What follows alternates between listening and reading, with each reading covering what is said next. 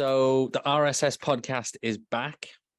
We have a very, very, very special guest with us today. Introducing Edge Slayer. Thank you to the podcast, Edge. Hi, thank you so much for having me. You're very welcome. It's an honor to be able to sit down and discuss your music.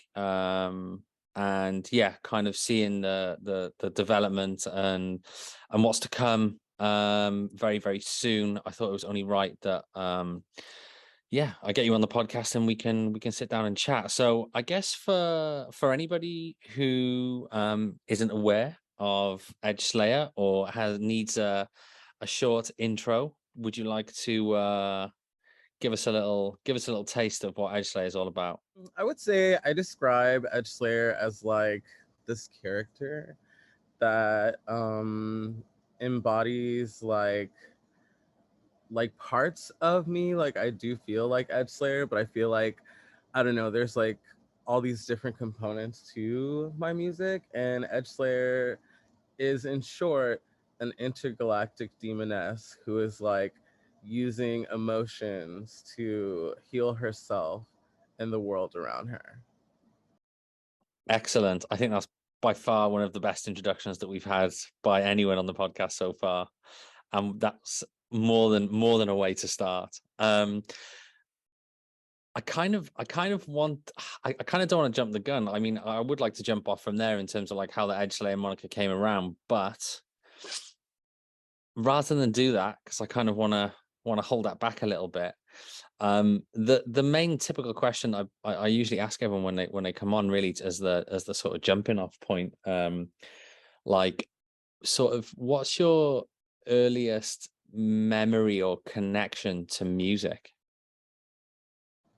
I was raised in like a southern like Baptist environment, so I feel like my like earliest exposure to music would have been like having a like music class in a church. And so I feel like from that I'm like classically trained in like art and music, because like my parents are like really like bougie Louisiana Creole, so I took private art lessons for like visual art. But oh my god, I'm like so bad at drawing. Like I love that like experimental art is so popular right now, because I feel like my earliest moments with like visual art, I was like, oh my god, this is so bad, and I'm like taking these private art lessons. But I also took vocal lessons from like the age of like 11 to like sort of like college, and then like you don't really need them after that, because like I kind of learned everything you would learn in music college before I went. So I feel like that's like my earliest exposure was just like being in like church, and like there was like some weird like because it was a non-denominational church, so there was like a very weird like spiritual element, like maybe not weird, but like I don't know, like spooky. I don't know, when you're like a child and you're like seeing like someone like kind of get possessed in this way, and then there's this like intense music that's going on, like it involves like tambourines and like stomping and clapping rhythmically and like call and response music that everybody knows but you. And it's like kind of like scary, but like in a very cool way. Like I don't know, I feel like I've always like been open to like different types of music, because like my first musical experiences were like spiritual. Amazing. Yeah, I think I can imagine sort of being in that environment, and kind of like you said, like they're your sort of first sort of experiences or memories or connection to music. And I think particularly with the relation to spirituality, like I don't know, for me jumps out is, do you think that sort of that initial connection um has sort of continued in your own way into the music that you produce yourself, in terms of the sort of the spiritual side or the spiritual influence or the spiritual presence in the music that you make? Is that fair to say? Yes, I feel like definitely there's undertones of spirituality throughout my music, whether it's symbolism or whether it's a connection to the way that notes and tones make you feel, and like why like certain chords like relate to people like emotionally, because I feel like a lot of people don't notice gospel chords in music, and say like if you hear gospel chords, depending, like it can maybe make you feel like very uplifted. And then I also am really into like overtones, like like the tones that music ringing makes.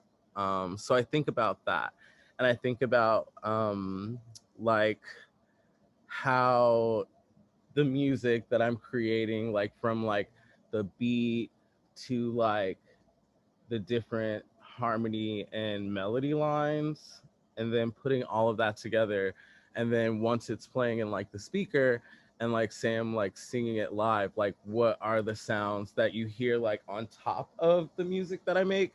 And I did it more on my first project that I like released, which was Edge Slayer, like my self-titled, where like I played with like this idea of like overtones like being super present, like maybe in the forefront of the music. And I feel like now um like one of the spiritual aspects of overtones is like in like classical music training, they call them like god notes or angel notes. And it's like supposed to be like the sounds of like the heavens. So I feel like in my music, I'm very influenced by spirituality, and I feel like it kind of like I guess like encompasses all sides of the music that I make. Amazing. Yeah, this is like a real kind of schooling for me because I I feel like I kind of grew up like in the Catholic Church, and kind of there were always certain hymns and songs that would hit you in a different way, not knowing whether it was like evoking emotions of sadness, happiness, uplifting, joy, etc. um but never not knowing what it was that was doing that, or what part of the notes in the songs that were doing it. And I kind of feel like I'm only really like sort of getting to that now in my own productions, where I'm trying to, I guess, not being classically trained, sort of self-taught. um I guess only sort of 10 years, just under 10 years maybe into my journey of producing music and stuff. Yeah, I only feel like I'm getting to that stage where I'm considering those notes, that effect that the music has on you in a certain way. So um yeah, I mean, like super inspiring to hear your music anyway, and rightfully it does evoke emotion and things like that. So it's very clear that that's very present in your music, and that's considered from your side. um just kind of like, I guess, sort of moving on from that, that correlation, or connection to your first connection to music, kind of moving on from there in a kind of linear fashion. Like, what were your next set of musical kind of influences, or what were the first songs, artists, albums that were kind of pivotal in kind of growing up, I guess? Um, I feel like it kind of depends, because I feel like there's like the music that my parents listen to, which is like I don't know, everything that was like 90s and like 80s, like really strong. And then like my parents were like super into like historical, like taking us to like black historical places in the United States. So I feel like there's like this like history that goes with it. Um and then I would say, I don't know, I like listen to a lot of like emo music, like metal, death metal. Like I feel like death metal like kind of influences my music to the point where like the meticulousness of it. Like I feel like I'm like very meticulous in the placement of like words, like the shape of like the the vowel that I'm like even making like over the note. And that can be like indicative of like how like listening to metal specifically is like more so like to me listening to like symphony. And then I listen to like a lot of R&B. Like I'm obsessed with like R&B from like the 90s and like the early 2000s. That's like the perfect era for me. So I feel like vocally that's like what I'm always like trying to go after as far as like the runs um that I'm into and like the harmony stack. So I listen to like this really crazy amalgamation of like sounds. And I feel like that's like what was influencing me from like I don't know, I still kind of like have the same catalog, but I feel like from like high school to like, you know, like now I listen to like a lot of different things. And I would say that if I would were to think of like key albums, um there like are two Bjork albums that I really love, like referencing every Aaliyah album, I would say is like every Aaliyah album, every Brandy album, I would say is like the most highly influenced part of my music. And then if I were to pick like a metal and emo like mix, I would say Coheed and Cambria is like my favorite like type of I don't know, like black metal, like what is it called when like someone sings in like a very like kind of growly voice and then they play these like never ending like onslaughts of like guitar solos. It's like a symphony of guitar solos that like all match. And I feel like that's like kind of similar to running, and maybe that's like why I appreciate like black metal or like metal in general, or like even like screamo emo music, because it's like I don't know, it takes a lot of like precision to make this type of music. It does, yeah. It's interesting that you've kind of, yeah, I guess picked out the symphony and some of the like the sort of the heavier metal sort of sounding stuff, because it is totally true what you're saying. And I guess I personally have never just hadn't thought of it like that until you kind of picked out. I think obviously the sort of the education you have in understanding the technicalities around the music and be able to pick that out is yeah, it's really interesting, because yeah, like I've got friends that are into some of the really sort of heavier metal, black metal stuff, and they're like, obviously they're not into their R&B whatsoever, um and yeah, I think it's a really interesting combination. I think that's where obviously a lot of the uniqueness, I think, comes into play with your own productions and your own music. And yeah, I think it's a very fascinating and yeah, very engaging sound overall to kind of like be pulling from those two genres. Yeah, I mean, Aaliyah and Brandy are just stand out kind of legendary artists at this stage, aren't they? So um yeah, very impactful for sure. Like, sort of moving on from that era, are there any other influences outside of that, or any other albums or anything that kind of followed with you further on in time, so to speak? I would say I'm very also heavily influenced by Mariah Carey. And I feel like the way that she tells stories with her lyrics is super influential to me, because if you listen to a Mariah Carey song, like, yes, there are beautiful runs, there's like all this beautiful music happening, but also the story is like prose. So maybe sometimes the verses don't like rhyme or like, you know, react in that way where they like, you know, kind of meet in a conjoined way. But I feel like having this like disjointed story because it like tells the story and invokes the emotion is like super influential to me. um I would say music that I'm not necessarily, I don't know if I'm like influenced by it, but I listened to a lot of it was like George Clinton. I listened to a lot of like really old like 70s music, like when SZA first dropped her like solo project. And there was this song, let me look it up actually, because like I think Sweet November, and it kind of sounded like 70s like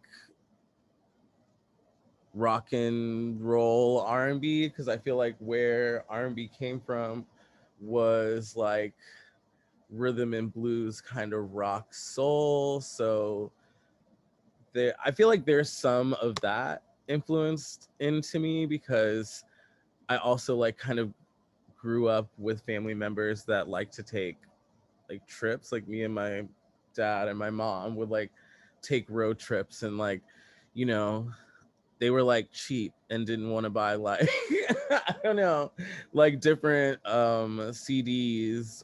And I feel like we listened to the same CD like every, like, I don't know, like it was kind of like giving like Mahalia Jackson, like Motown, like it was like all the select like really popular ones you could get for like $1, and like that is what we're listening to. So I would say that has influenced me by like osmosis.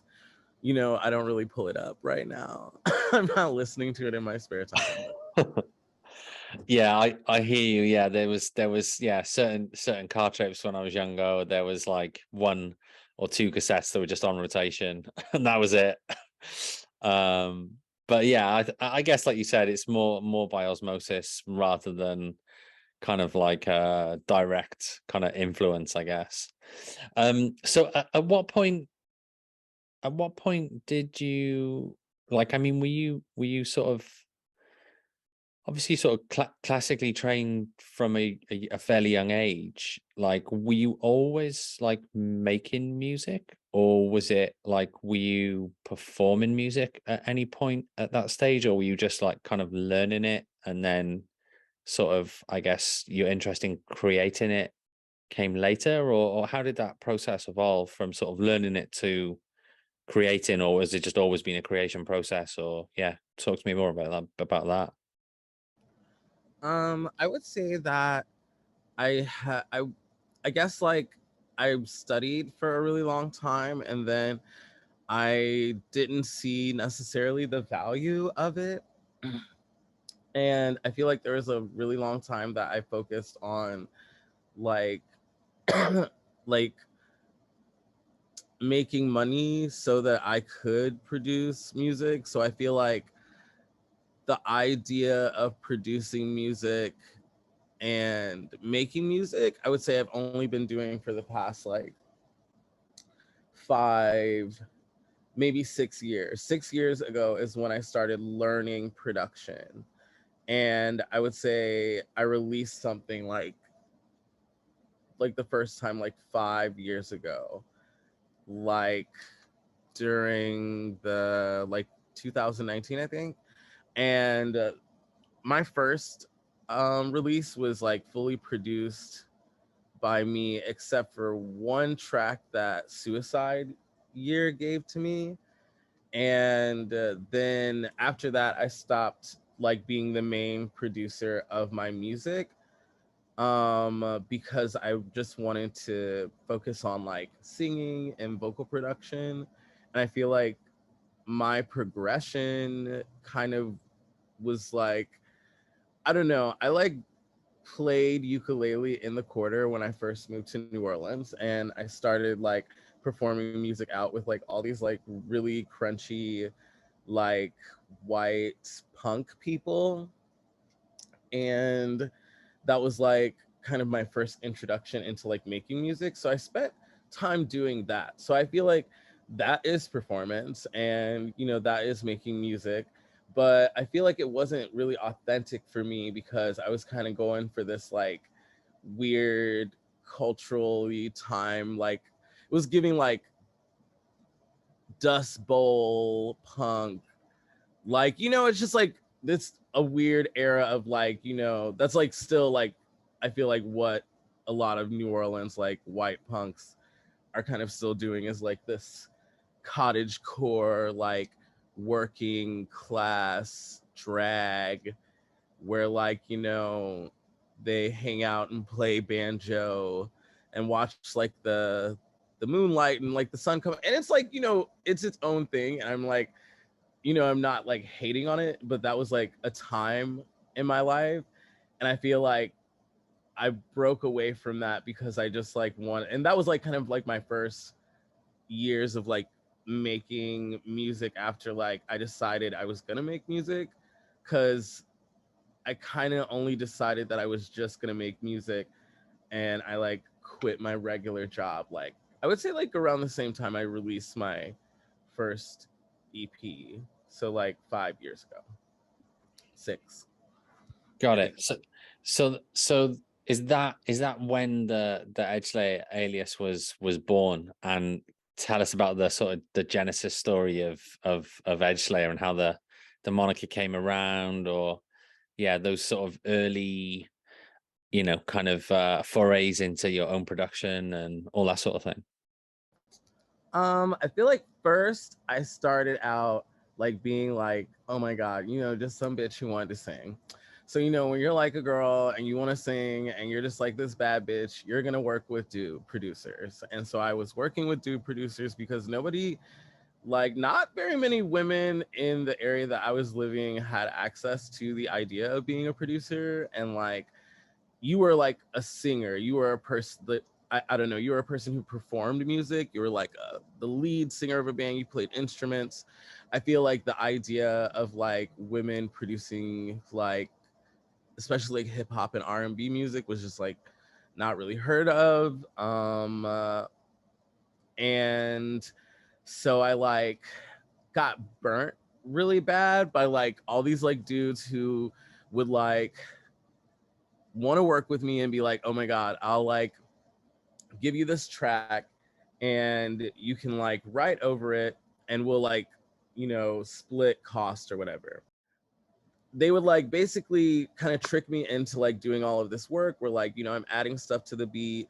I'm kind of like, you know, making this track like the reason it's good. I'm the person who's like recording and putting my vocals in, and then when they would mix the track I wouldn't like it, or like if I did like it then they would try to make me sign this track where like if it made like any money they would own it for like the next like 20 years. I don't know, I've had like so many different like just like crazy stories, like, you know, some like no name producer who just will live in your town who should just be like helping you because you're like, you know, like another artist, and like maybe you've like helped them with their art in different ways.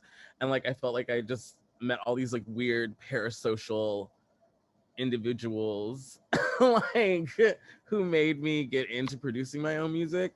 And that kind of like is what like started me DJing, was like the need to produce my own music. And the first time I learned how to DJ was from this Black woman who I found out was my cousin like later on, and she taught me how to like DJ from Ableton. And that was kind of like a time, like, you know, being like a crazy bitch who like, you know, would just like set off these like really like lit, like hyper, like high BPM, like jump around, smile, like type of like sets. Because like the way I learned how to DJ was like from this person who like, you know, was just like such a hyper like dance, like I don't know, every set I feel like I play as a DJ, people sweat and people dance. And that's like the only reason I am a DJ. Like I do not feel like, you know, a DJ in the same aspect where I feel like other people do, where like it's like the idea of being a DJ, and I feel like I'm so separate from it, like where like the only thing I want to happen is like this kind of weird spiritual moment where like, you know, I have to dance. Like I only listen to music that makes me feel like I have to get up and move, and I feel like I also care about like what the people who I'm playing music for want to hear to a certain degree, but like also I just like don't give a fuck. And that's kind of what the woman who I learned how to DJ from taught me, and that's how I like started on Ableton, and then I just started fucking with Ableton because I was like bored after finding out how to DJ from it, because like really easy, you just like stack tracks in different columns, and you know, you have your transition sounds and you just kind of like time it all together. It's so much easier than using CDJs, but I love using CDJs more. And right, I would say like 2 to 3 months after I was like laptop DJing, I got tired of laptop DJing, and I figured out how to like, I don't know if this needs to be bleeped out, like scam for like a set of turntables. And like I didn't do anything like too illegal, but I definitely like was a broke bitch who like did not have the access to like CDJs, and then I gave myself the access to CDJs. And I would say that's like when I started DJing, and I brought like, I honestly like in certain ways like brought CDJs to my like queer community in New Orleans, because like a lot of people did not have CDJs, and I don't like actually judge people for not having access to CDJs or being a laptop DJ. I just feel like now a different way I like feel the music when I'm DJing is like the analogness of using a CDJ. I feel like that's like my progression from like doing like acoustic, terrible, awful music, like, oh my God, things I would be embarrassed and would keep me up at night because I would perform. No, I'm joking. Like it's not that bad, but you know, it's like ukulele music. Like ukulele had its time, and I was playing like guitar, bass, like electric bass, and like ukulele, and using like looper pedals. So I mean, it wasn't like awful. It was just like kind of giving a certain type of thing that I feel like I just don't give no more. Like, I don't know. I hear that. I hear that. I mean, from the I guess from the earlier edge layer productions till I guess some of the more recent productions, and the latest single that you've released, Waves, like for me audibly it feels like there's like a significant progression in both, on everything really, I think on all levels, like sort of production, yeah, vocal, not necessarily constraints, but like, you know, vocal delivery. I probably don't know the technical terms for what I'm trying to explain. You probably know much better than me, but I guess I was going to ask in terms of like, I guess since starting the Edge Layer project, like on reflection from your side, like how, in what areas do you think you've progressed, or where have you tried to kind of push yourself in certain areas of what you're trying to deliver?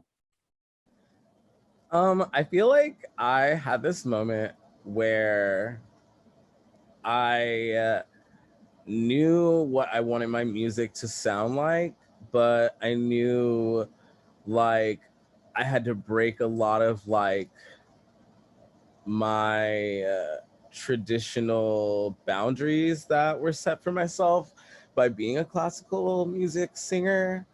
And I feel like I started working with a songwriter for the first time, um, and and he was introduced to me through my friend Leon's, who is like a wonderful producer who has like tracks on my album, and who actually produced Waves, which is like the track that you were just talking about. Yeah, And shout out to Leon's. Yeah, yeah, amazing producer.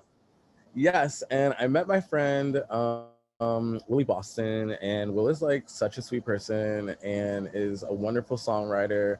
And it was my first time working with other people on my music, so I was just like so fucking hyped that like anyone wanted to like, you know, be in like a writing session with me, or like, you know, studio things, like studio shop my ideas. And Will like really kind of stepped into my life as like a mentor, and I feel like so thankful for all of the conversations that we have had. Like, it's greatly impacted the work that I do, and I feel like it kind of just like improved my confidence in general. And also through Willie, I was introduced to another person who like I co-wrote Waves with, my friend Keaton. And Keaton is like a very, very good vocalist who's like coming out with music soon, and they're like an independent artist right now. And like we just like super vibed on like, I don't know, harmonies and melodies, and like it was just, it's so easy to write with that person. And I feel like a lot of the like effortlessness of like what is on this new current project is because like I was allowed, like I was able to have the energy that I feel for my music kind of be like given back to me by another person who also feels like very strongly about my project. And then production wise, I was able to record in Keaton Keaton's friend Alana's studio, and now a person who is like my friend as well, who like is this amazing like female engineer who like influenced the way that I see the ability for women to move and work in the industry. Um, and she's produced like a lot of different things for like the Disney Channel, but I don't know, working with her and Keaton, like we were in recording sessions, coming up with a lot of these like harmony stacks the day of the studio session. And we recorded the bulk of my album in like four 4 days. And like these like really long but like not super long studio sessions. So like I had to get it done in like 4 days. Maybe it was like 2.5 3 hours, maybe 4 hours, like depending on the day. They were all kind of different. So a lot of work was done, and I had a really great team. And then obviously the support of Tyler and Interference Pattern Records. Like I feel like a major influence on how like my music improved from my first release is the fact that I was given access to so many different tools. Like my label bought me a computer that I produced and recorded a lot of my music on, that I produce and record music on today. And also like I able to learn like Pro Tools and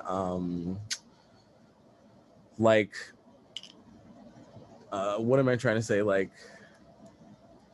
I don't know why I never Ableton. Sorry, like Pro Tools, Ableton. I've been doing a lot of my own like comping lately. Like I've learned how to comp my own vocals. So hopefully like my next project after this, like I want to like record and comp my own vocals like in a studio with an engineer, but I want to be the person who's like doing the pitching and everything.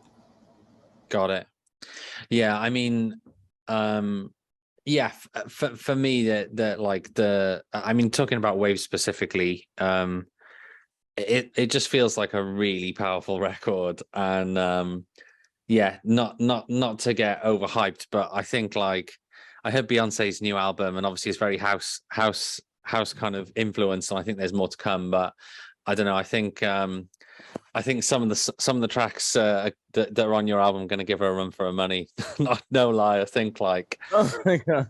I think no, I think like honestly like the power and the emotion and like you said the way everything's layered up in some of those tracks. Yeah, I think is super sick. And the fact that it's coupled with like, you know, kind of some more club kind of influenced producers. I don't know. It's a real standout record for me, and yeah, just the step change in the output is amazing. Like and like you said, is you know, it's credit to yourself. It's credit to working with other people. Other people have been able to help you along the way.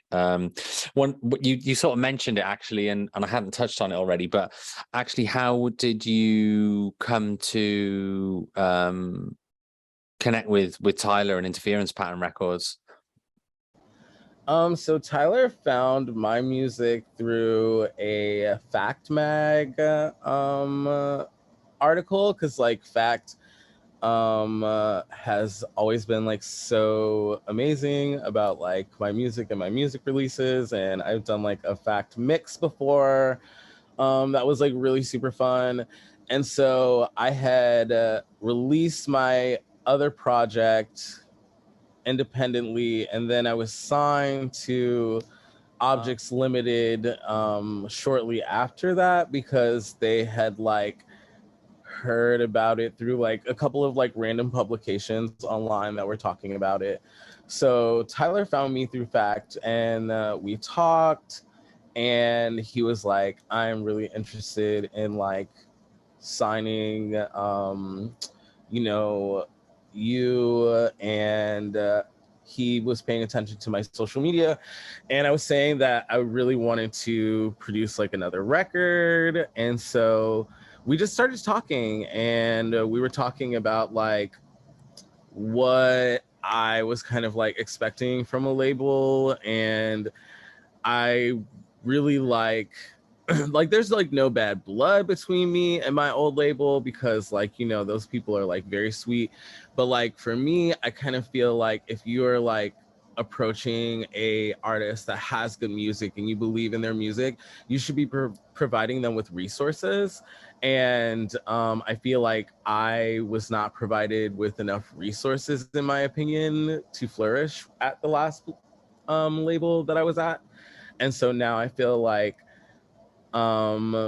basically Tyler talked to me about like what I would need to record my album. And then first we were going to record it like all me recording it myself. And so I got like all the stuff to record vocals and do it at home. But then it kind of like felt like overwhelming just to like do it by myself. So then we got me studio sessions. So I recorded in like 2 different studios in New Orleans. And one is this like really cool place called like the Red Door Studio, and like Solange recorded some of the Seat of the Table with the same producer who recorded a couple of my tracks for my last release on Interference Pattern. And then I also recorded with, I think, the brother of one of the people in Arcade Fire. And like I recorded in the studio of like Arcade Fire in like Uptown, or someone connected to Arcade Fire in Uptown, because Tyler like knows all of these people.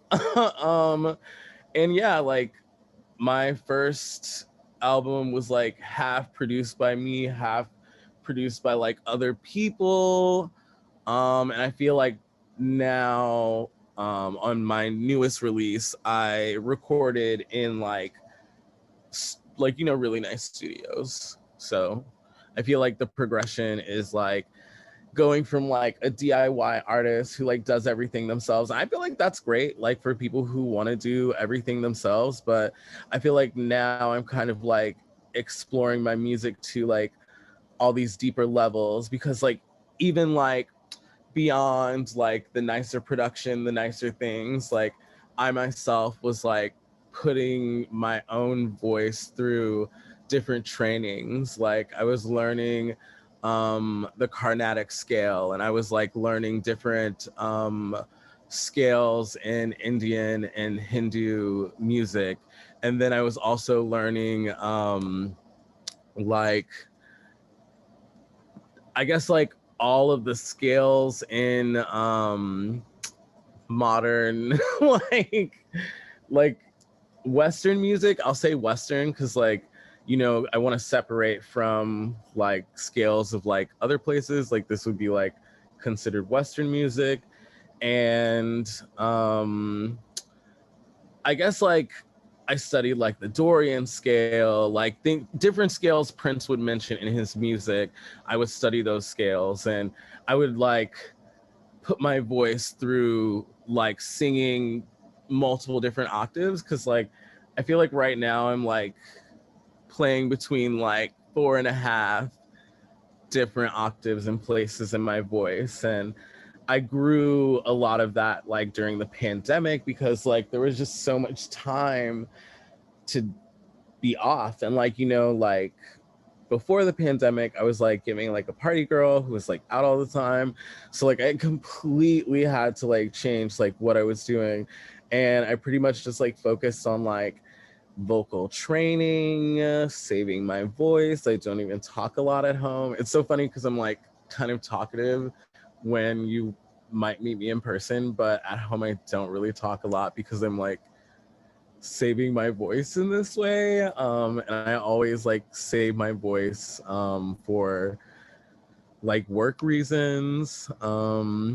And I don't know, like a lot more structure went into this album, because like I changed my life to be able to what I feel like sing better, because I feel like on a moment's notice I'm really good at like I feel like being sounding exactly like I would sound on my album in person, and I feel like that's important for me.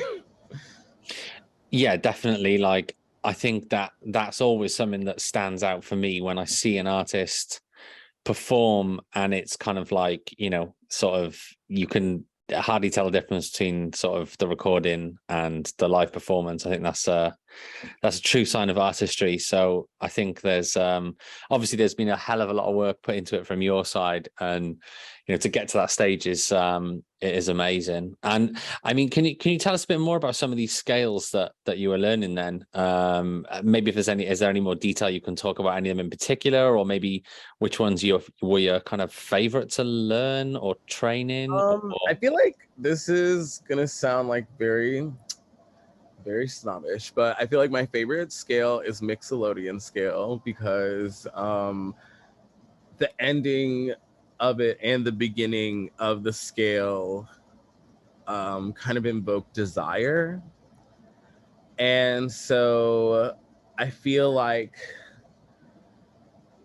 learning that scale was very important for the music that I was making, because my like process is like I come up with like either like an acapella like sound, and then I record it in my voice notes, and then I try to like harmonize with it, or I try to like make up like a verse with it. And then I'll save that. And then I'll do like what I now call like a writing session, where like I'll either try to make like a beat, or like I like to shop for beats a lot. Like I have like, you know, some more beats on deck, like, you know, just for like anything usually. Like I just really like to have like curated beats, and I love to support like different artists by like buying their beats. So and like I love to buy beats from like up and coming like Black queer artists. So I feel like I'm always down to buy a pack. So like, you know, I just got a pack of beats usually. And then I like write over those beats, and you know, sometimes I like listen to different music, and like I'm really into interpolation, like where it's like, you know, where you're able to use it and not completely copy what the other artist is doing. So I feel like I couldn't even tell you like where I would have gotten something from, but I feel like very heavily influenced by like a lot of Mariah Carey runs for this last album. And there's like this one run on Bad Bitch Athame, and like it's like completely influenced by like listening to way too many Mariah Carey songs. And like speaking of Beyonce and Beyonce's new album, which like I've literally been listening to so much, I was I'm always I feel like influenced by like the way that Beyonce attacks um her music. Like I feel like having this like specific confidence and purpose, and a lot of that like came through on this album. So I'm really happy to have like already made my music and like already like recorded my album so that I can like listen to this freely. Because while I was recording my album, I didn't really listen to new music, and I won't listen to new music unless it's like completely different from what I'm doing, because I don't want to get like weirdly influenced in like another artist's music like comes out in mine. So I was like super excited that, you know, like this album is like coming out during Leo season. Like it's like a very great thing. Yes, well, it seems all very very well timed across the board. Um just kind of leaning on the producer side of the album that's due to drop in just over a month or so's time.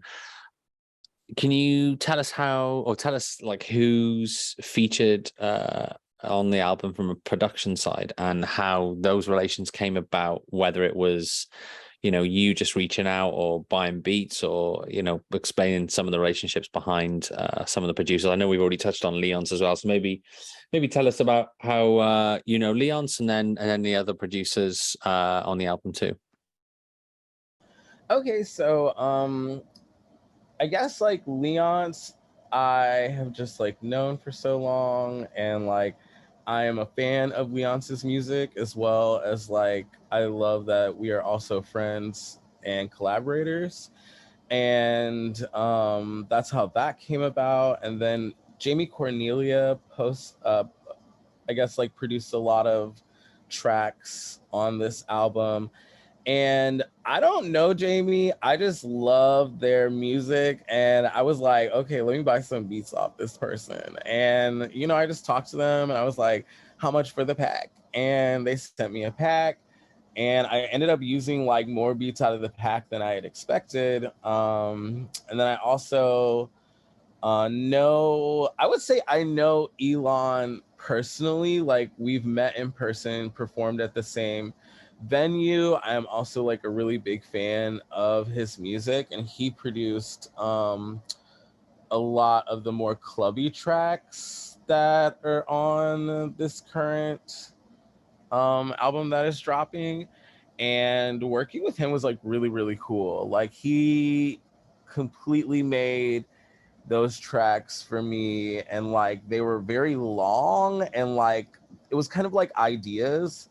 And then I came up with the structure of the song like kind of like right before I went into the studio, and then Alana was just like so smart and like lined everything up the way that it would sound the best, like, and you know, have like a hook and like verses and all that sort of stuff. And then I just like wrote it kind of live, and then came back and like redid it pretty perfectly like the next day. um so I feel like a lot of the people who I have on this album as producers, like I was already like a fan of, and I would hope that like if you're working with someone on music, you're like really into their music. And I feel like I'm literally so into these people's music, and everybody's like kind of a great person too. And I feel like Elon, I have like very good conversations about like music and like, you know, I feel like the I guess like the singing parts of the songs that Elon produced, which one of them is When You Ball, and like that is like such an emotional like club track, and I'm like influenced by that person too because like their music is just so good. Like it's like clubby like R&B and like this like beautiful kind of immaculately vocal over um like beat. So I definitely feel like the people who I work with as far as production goes, like one, I either have to be like your fan or like your friend. And yeah. Amazing. Yeah, I'm super excited for everyone to hear the release. And yeah, like I think I think you've really painted a picture, uh, you know, for everyone listening around like really what's gone into it in terms of level of detail, in terms of every, like you said, the sort of meticulousness of everything. And I guess, having the space and headspace to be able to approach a record like that, as well as also like, you're kind of, sort of newfound dominance in terms of delivery on the record as well. And yeah, and sort of the very talented producers that you work with as well. I think we'll probably wrap it up in the next few minutes, but like I think we could probably keep talking for a few more hours, I think, because I feel like there's so much more we could talk about, and probably there's another level there's another there's another level of detail to the music again that we could really kind of nerd out on and pick out. So maybe we'll do a part 2 at some point. But yeah, before we wrap up, I mean, are there any kind of messages, shout outs, or anything, any sort of like parting words or comments really for all the listeners out there? My album drops September 16th on Interference Pattern Records, and I'm super amped about it. This has been so much fun. Thank you for giving me the space to talk about my music, and follow me on Instagram at The Real Edge Slayer. Follow me on Twitter at Edgeslayer, and you can just Google Edgeslayer if you want to find out more about my music. Amazing. All right, thanks, Edge. And yeah, very hyped for the record to come out. And yeah, I'll be pumping it loud, and yeah, we'll be repping as much as we can. So thanks very much for your time, and we'll speak again soon. Hopefully in real life sooner rather than later. Yes. Talk to you soon.